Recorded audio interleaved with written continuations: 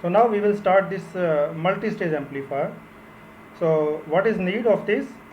So you know that a amplifier should meet certain specifications.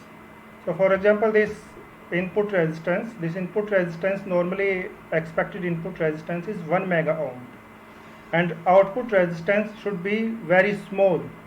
So ideally it should be 0, but practically it is about 100 ohm or maybe less than 100 ohm. But the main thing is it should be as low as possible, and voltage gain should be as high as possible. Don't go for this figure. So this is one example. It's not that voltage gain should always be something like this. Many times it's 100, 200, something like this. But yes, the main requirement is that this voltage gain should be as high as possible, and it is not possible for a single amplifier stage to meet all these specs, right? Because you know that for example, if you talk about BJT based amplifiers, there are many configurations: common emitter configuration, common base configuration, common collector configuration. So some configurations gives you very high gain, some configurations doesn't give that much high gain, but we are interested in them because they offer very high input resistance, and in some configurations you get very low output resistance, but they don't offer very high voltage gain. So different kind of configuration serves different purpose, but in amplifier we need all these things. So the solution is that we go for a multi-stage amplifier, and you can say the cascading multiple stages of amplifier to meet these specs. So maybe in the BSc also you have seen this kind of diagram. So we have many stages. So this is first stage, this is second stage, this is third stage, and this is fourth stage. And if we cascade different stages like this, then the net voltage gain will be given by this kind of expression. You see, So, this individual stages gain. For example, you see this AV1 is the voltage gain of this stage, AV2 is voltage gain of this stage. So for example, if this stage is offering a gain of 10 and this stage is offering a gain of 20, so the net voltage gain offered by these two stages will be 20 into 10 to 100.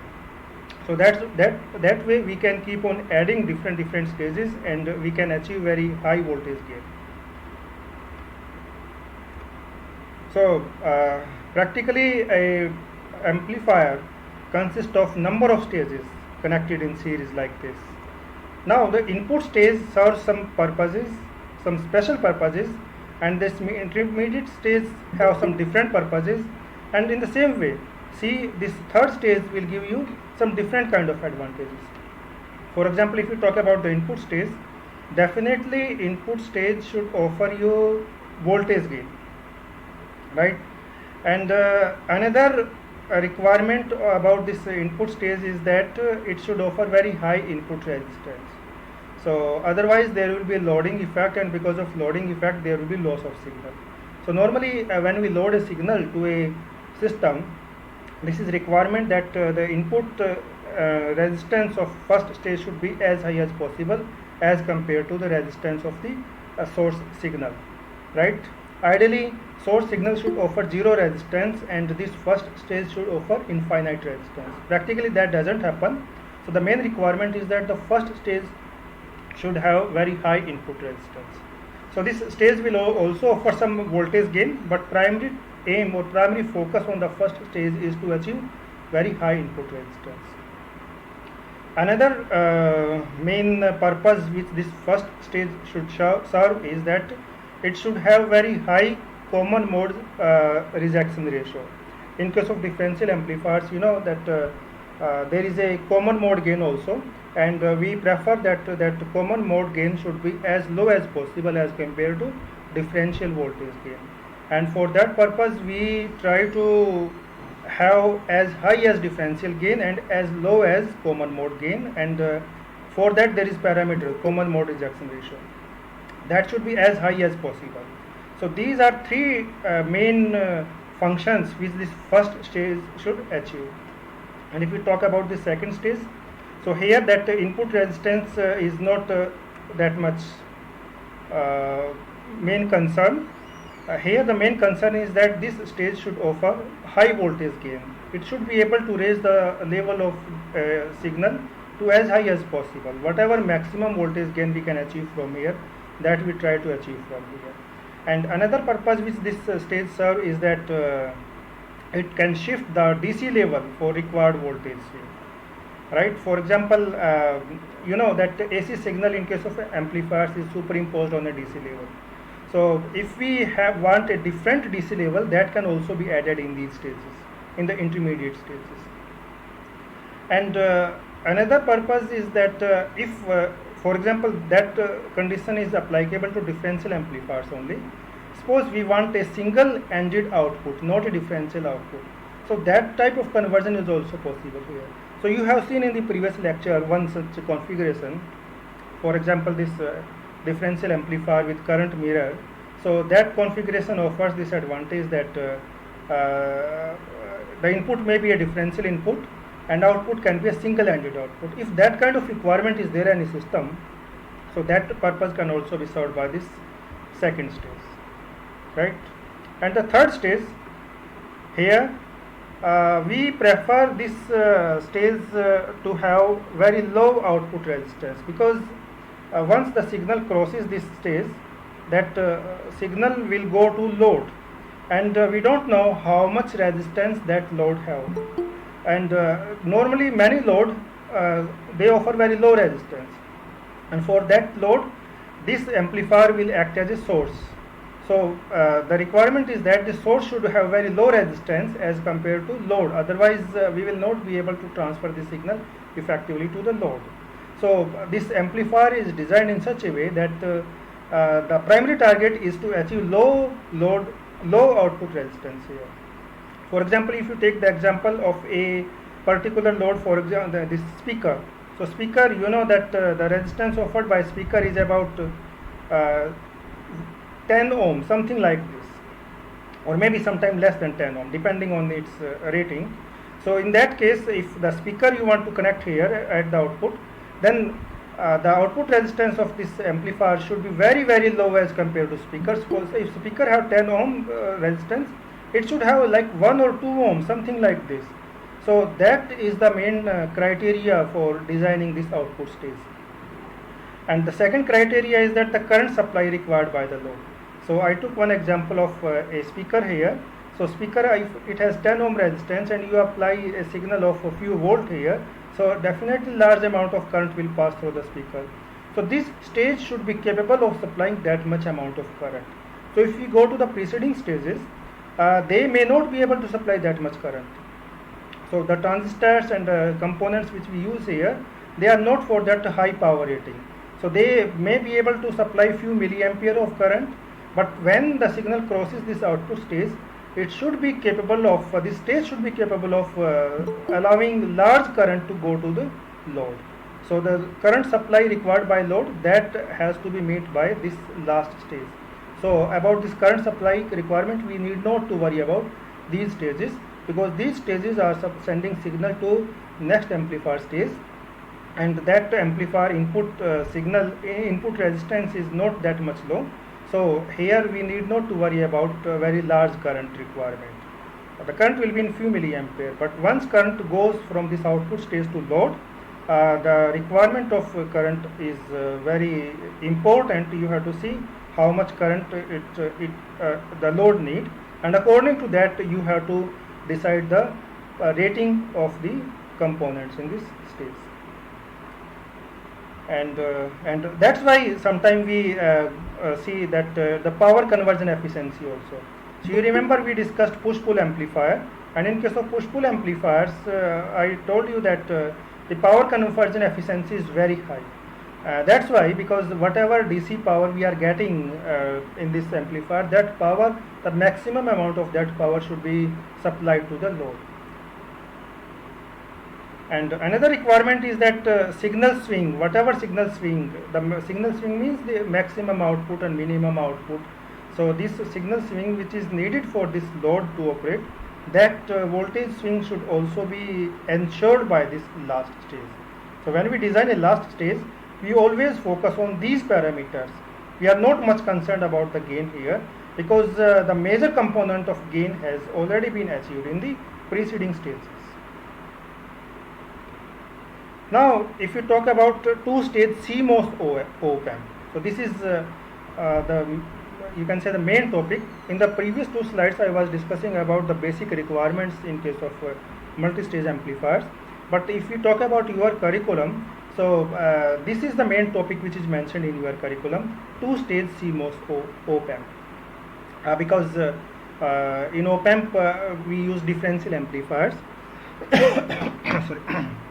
So the two-stage amplifier is shown here, and you see this particular I refer to use pointer here. Yeah. So this part, you see this, you can see here, this is a differential amplifier, and this configuration is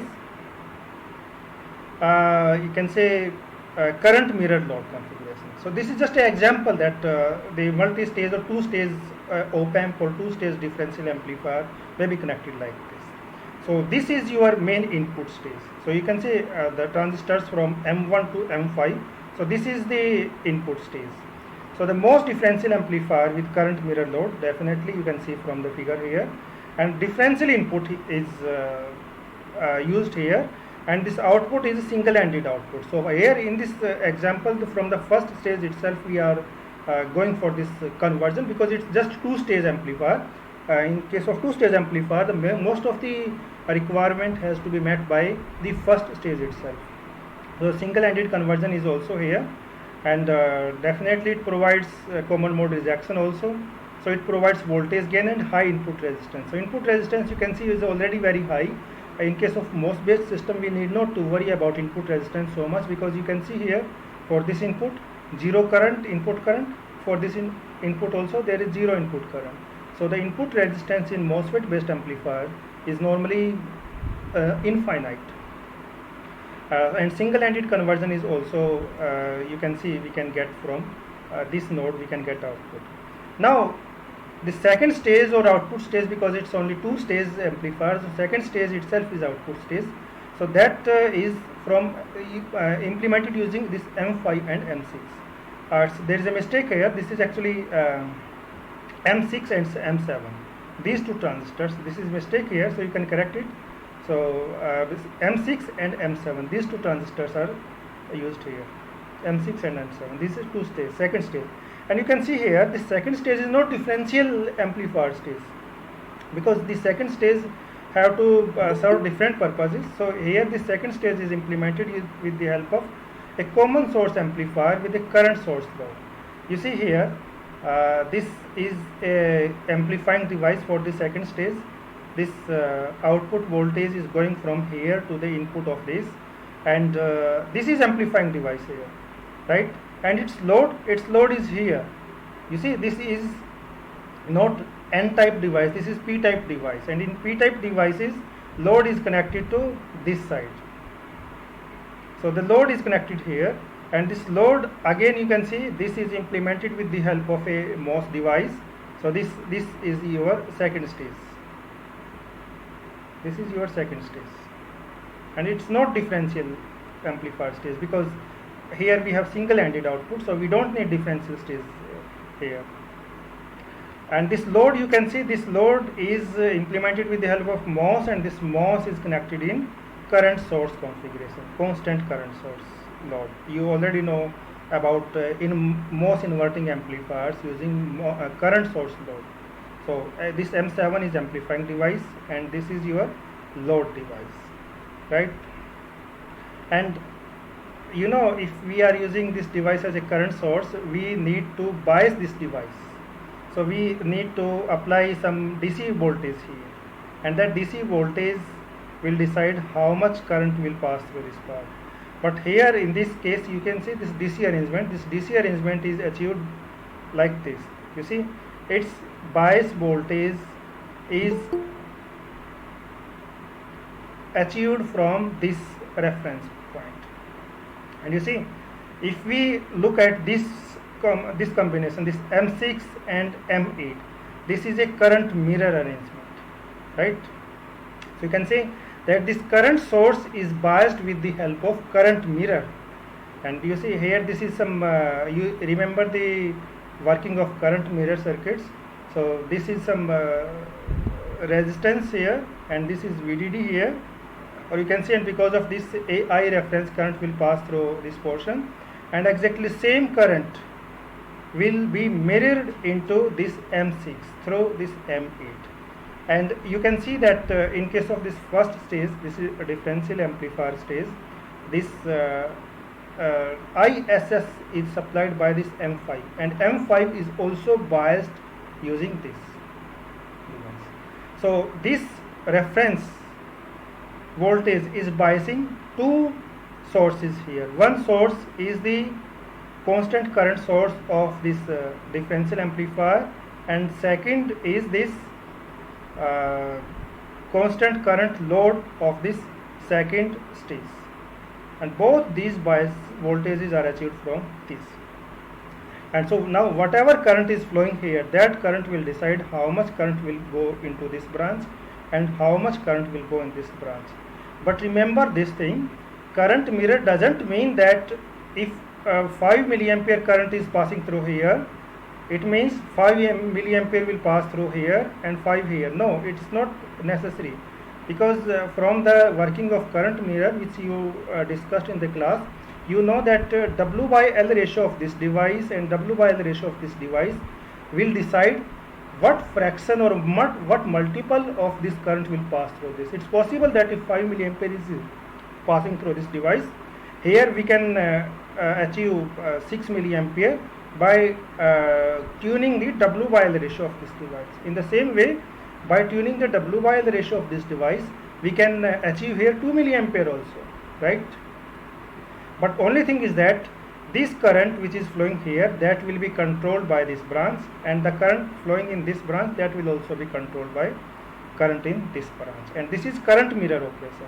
So the current here is mirrored into this branch, and the same current is mirrored into this branch, right?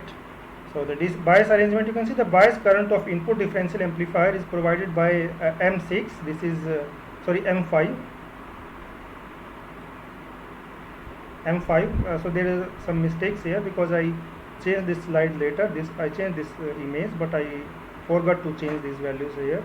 And the bias current of the second stage M6 is also supplied by this mirror arrangement. And this M8 is deciding the bias current. I just explained you that the current which is flowing in this branch, that is deciding, or that will decide what multiple of this current will go to this branch, or what multiple will go to this branch. So that way we achieve a two-stage CMOS op-amp.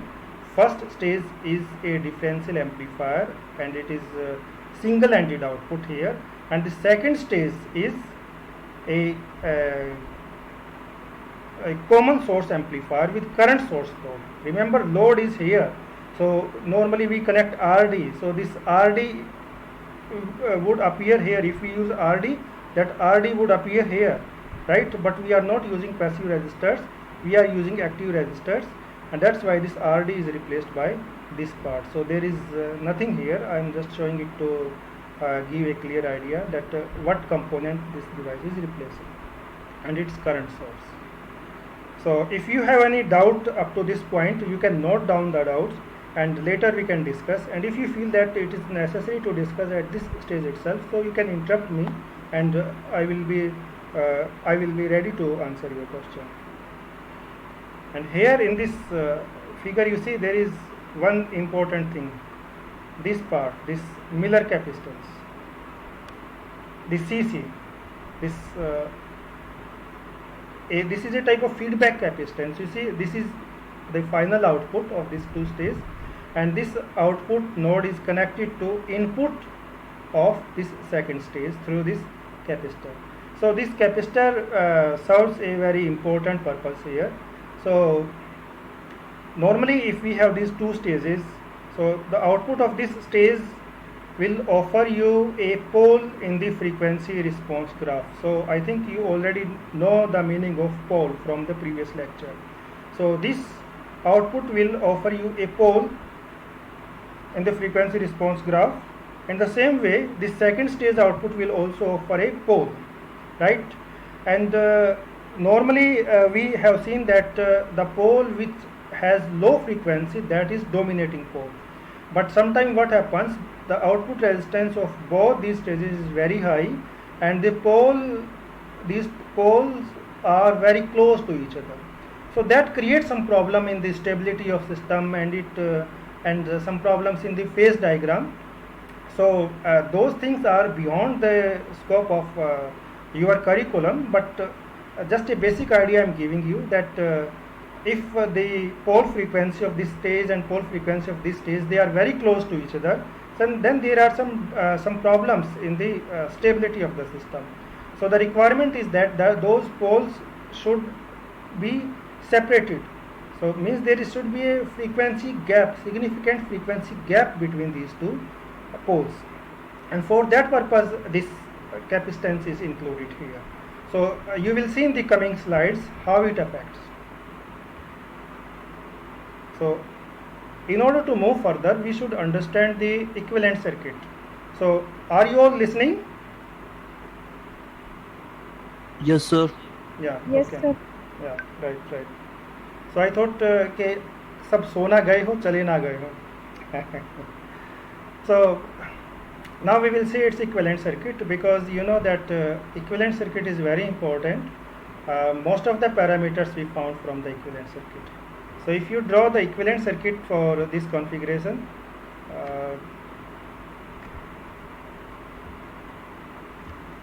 yes. So this equivalent circuit will look like this. So you can see the equivalent circuit up to this stage. So it's up to this stage.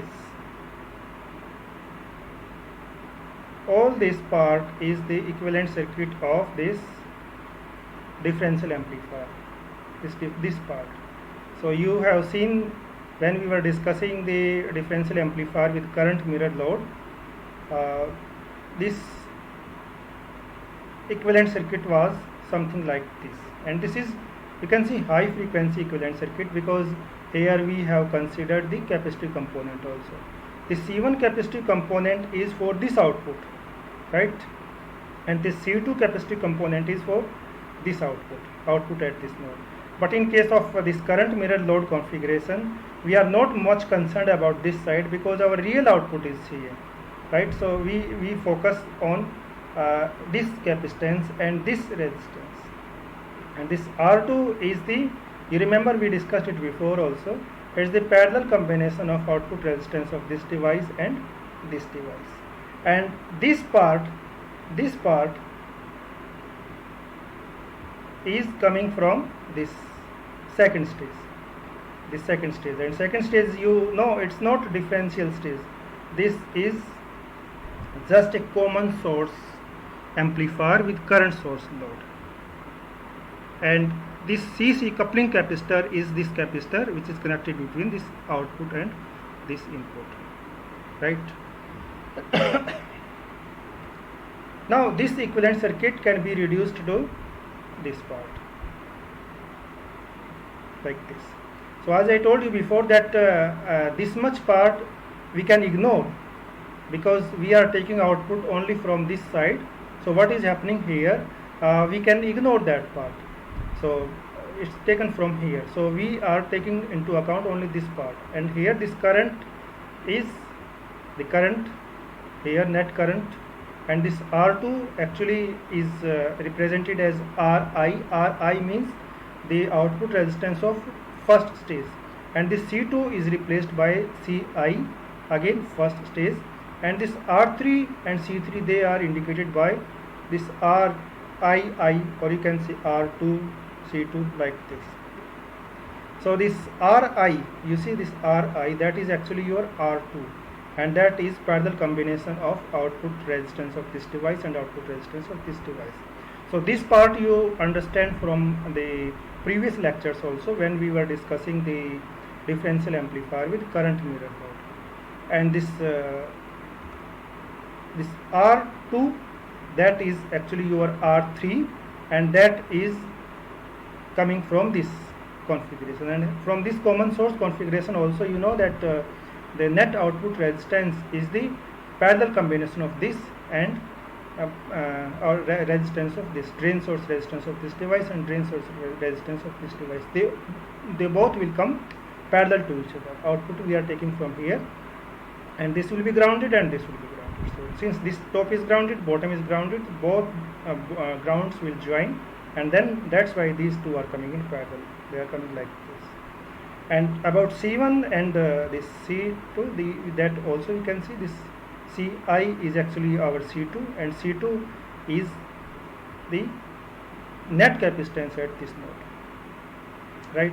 And from our previous discussion, you know that this C2 have contribution from many capacitive components, and all those are mentioned here. Gate drain of this device, gate drain of this device, gate source, you see here, this part is also coming here, the gate source of this device, that is also coming here. And then drain bulk of second, drain bulk of this device. So all these capacitive components, how they are playing their role, you already know, so we will not repeat these things. And you see this gate source of fifth device, that is also coming into picture. Why? Because this output is connected to input of this device, so that input capacitance of this device is also contributing to the output capacitance of this device. So that's why this capacitance is considered here.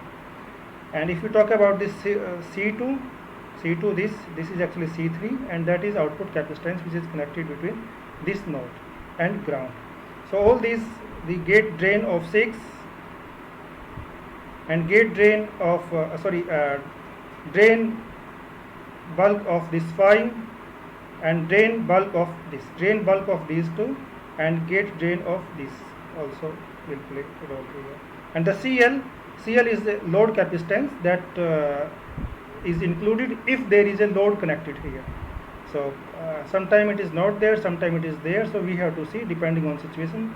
So if there is CL connected here, that CL will also be included, and that will be the part of this capacitance which is connected between this output and ground, or you can say this output and ground. So now you understand the equivalent circuit of two-stage MOS amplifier, CMOS amplifier. So this first stage means the output resistances of these two devices and the capacitance which is connected to this node, all they will play a role. And for the second stage, the output resistance of these devices, their parallel combination, and whatever capacitance is connected here, that will play important role. Now first we will talk about voltage gain, and then we will talk about the frequency response of this two-stage CMOS amplifier. So if you talk about voltage gain, so I told you in the first slide that if we have multiple stages, so the total gain will be the product of gain of individual stages. So you can see here, so GM1 into R1, so that R1 is the output resistance, net output resistance of first stage, and this is the transconductance of amplifying device in the first stage. So these two, this product is offering the gain of first stage, and these two are offering the gain of second stage. So you can see here, this total gain is product of gain offered by first stage multiplied by gain offered by the second stage, right? And you know that most of the time we prefer to express the gain in terms of conductances only. So here you see that same expression, it's same thing. Only thing is that here these terms are different. Here we are talking about resistances, and here we are talking about conductances. So if you talk about R1 you know it's a parallel combination of RDS2 and RDS4, and it means it's inverse of net conductance offered by these two devices, and net conductance is this, and inverse, since it's inverse, so it is in denominator. The same thing here for this R2. So the net resistance offered by the second stage, and you have seen in the previous slide that it is parallel combination of resistance offered by M5 and M6, and if it express it in term of conductances, then it will be the inverse of net conductance. net conductance sum of these two, and inverse, that's why it is coming in denominator. And now I think in the previous many lectures we have discussed many times. So the GM is given by some formula, you know that formula, and this GDS also you know how to find out. GDS is normally output resistance, and output resistance of device is given by lambda into IDQ, and here also it's under root 2 K prime W by L into IDQ. So if you put all these values of W by L and lambda and ID here, so we can simplify it further. Sorry. And if we simplify it like this, then this gain will be given something like this. So here we are considering that devices are mesh devices. So their alphas are same. Alpha 2 is equal to alpha 4, alpha 5 is equal to alpha 5, alpha 5 is equal to alpha 6. Sorry, they will add, and then that way we can further simplify, and this will be final expression. So depending on the requirement, so if we are comfortable with the GM values and GDS values, and the concerned values are available to us, we can use this equation of voltage gain. And if we are comfortable with W and L values and K prime values and lambda, and we have all these values available with us for the given devices, we can use this expression for finding out the voltage gain. So it's very simple to calculate voltage gain. So just find out the voltage gain of individual stages and then multiply it. So you will get the final voltage gain offered by this two-stage CMOS. You can say two-stage CMOS op-amp. Basically, if you want to remember the equation of voltage gain, you just try to remember this expression. It's very simple, and if you remember this, so you can modify it according to your requirement, to this part or to this part. It's very simple. Now we will talk about the frequency response. And frequency response means basically we have to find out poles which are there in the frequency response curve, and out of multiple poles and zeros also, if possible, we have to find out which one is the dominant pole. Dominant pole means the pole which gives you lower corner frequency, and for that purpose we have to solve this circuit, this equivalent circuit, and we are including this AC components also, and we have to do AC analysis at this output node. So now we will consider two cases. One case that this capacitance, this coupling capacitance is present, and in second case, in first case we will see that if it is not present, what happens, and then we will see that what happens if we include this capacitance here, and then you will be able to appreciate the use of this capacitance here in the circuit. So first we will consider that this CC is 0, means it is not available here. So in that case it will be very easy to simplify the circuit. So because we need not to, what we will do, we just solve it at these nodes, at this output node, and so I am not giving you all the steps here because many times, 2-3 times we have discussed it. So I am just writing the transfer function. Transfer function means ratio of output voltage to input voltage. So if we consider that this part is 0, this is 0, right, in that case this transfer function will be something like this. And you can see here this omega I prime, this is omega 1 you can say, and this is omega 2 prime. So this corresponds to this side and this corresponds to this side, and here this omega 1 prime and omega 2 prime, they are given like this. And in the previous lecture I told you that what happens when this S becomes equal to minus this omega prime first. At that time what will happen? So here in the denominator it will be 0, and this transfer function will be infinite. And I told you in the previous lecture also that infinite transfer function doesn't mean anything. It simply means that if we see this transfer function curve here, at this particular frequency we will get some transition here. It's like a corner frequency. In the same way, when this S becomes equal to minus this, we get another change, and that will be something like this. So this is second corner frequency. So this is your like this, and another corner frequency is here.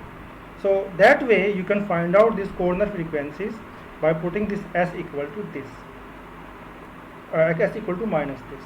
So for that purpose, what you have to find out, now you can calculate this omega from this part and omega from this part. So here what we have discussed, that if we ignore this Cc, or if we consider that this coupling capacitance is 0, and that time we write down the transfer function, we solve it, we find some corner frequencies like this.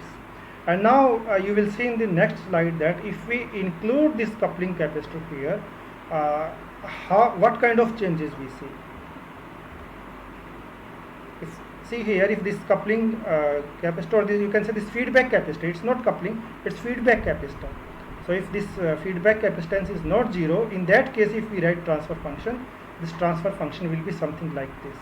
So I told you in the last lecture that handling of this feedback capacitance is very tricky, because if we include this feedback capacitor, it's not that we cannot simplify the circuit, we can simplify, but the analysis becomes too complex, it becomes very long. Now you can see here yourself that this transfer function will be given by this expression. Earlier case you can see that here when we ignored it, this transfer function was very simple, but when we are including this feedback capacitor, then this transfer function is something like this. And from here also we can further simplify it. We will not discuss all these things because there are many steps here. We will just focus on the final results, because our purpose is to draw some conclusions for our electronics. So the further solutions will give you these poles. So from here we will get these two poles. One pole is this, second pole is this, and here we get one 0 also. In the earlier case, when we ignored use of this feedback capacitance, then there was no 0, only two poles were there. But here we have two poles and one 0 also. So there are two figures here, but we will talk about this figure later. First you talk about this figure. You see here this pole, when we are including this feedback capacitance, this pole is given by this formula, and this second pole is given by this formula. You see these capacitive components are coming here in this expression like this. So if we solve this part, you can see the first corner is given here, and the second corner is here, and this 0 is here. You see there are two poles and one 0, and in the previous lecture I told you what is difference between pole and 0. So only thing is that how the behavior of this response changes at this corner, that differentiate between pole and 0. Here you can see this slope, this is changing by minus 20 decibel. Here it's further changed, but here now it's plus 20 decibel something. But here it's not represented in terms of per decibel, it is given in terms of per octave. So here definition is different. So here it is 6 decibel per octave. So you see it is about 6 decibel per octave. Here again minus 6 decibel per octave, and here you see it's plus 6 decibel per octave. So this is 0 and these are poles. But we will focus only on this corner, because once the gain starts reducing, further what is happening in the next stages, that doesn't matter. We ignore that part. So from here we can find out what is the corner frequency. And now you go to this case. Here you see pole frequencies are shown here. So these two pole frequencies are for the case when this feedback capacitance was 0. So in the earlier slide we calculated these poles, and these poles you can see they are very close to each other, right? But when we included this feedback capacitance here, closed loop poles, when this feedback capacitance is not 0, then these corner frequencies are coming here and here. You see there is splitting here. So this upper corner frequency have moved up, and lower corner frequency have gone towards lower side. It means if we plot this kind of curve by ignoring this feedback capacitance, then in that case we would get both these poles very close to each other, and that is not good for the stability and for the phase diagram. But I told you that detail we will not discuss here, because that is not part of your curriculum, and that is very complex discussion. We will just avoid it, and we will just conclude by saying that by including this feedback capacitance, we are able to separate out these two poles apart from each other, and that help us to have a stable system, and we get a good phase diagram also. So, and that way you can see that the cutoff frequency in case of two-stage CMOS will be given by this expression when we are considering that this feedback capacitance is connected here like this, right? So now you have seen that we know the voltage gain is given by this expression, and we know that this cutoff frequency is given by this expression, and if you know the voltage gain and if you know the cutoff frequency, so there is one important performance factor, that is gain bandwidth product. So most of the time the supplier or the manufacturer of a chip or a op-amp doesn't specify voltage gain and 3 decibel frequency, so it just specifies the gain bandwidth product, and from that we have to see that for the given cutoff frequency what is the maximum gain, or for a required gain what can be the maximum operative frequency. So that gain bandwidth product is the product of voltage gain and this cutoff frequency. So if you multiply this gain by this, you see all these parts will cancel. So what will left behind? This GM1 in the denominator and this CC in the this will stay here and this will stay in the denominator here. And so this gain bandwidth product depends mainly on the transconductance of the first stage amplifying device, and it also depends on this feedback capacitance. And if you put the values of this transconductance, you know the equation of transconductance, so you can write this gain bandwidth product like this also. So this slide you can also consider as a summary of today's lecture, because whatever voltage gain is offered by this two-stage amplifier, that is given here, its cutoff frequency is given here, and its gain bandwidth product is given here. Now for today this is the last slide. So I planned for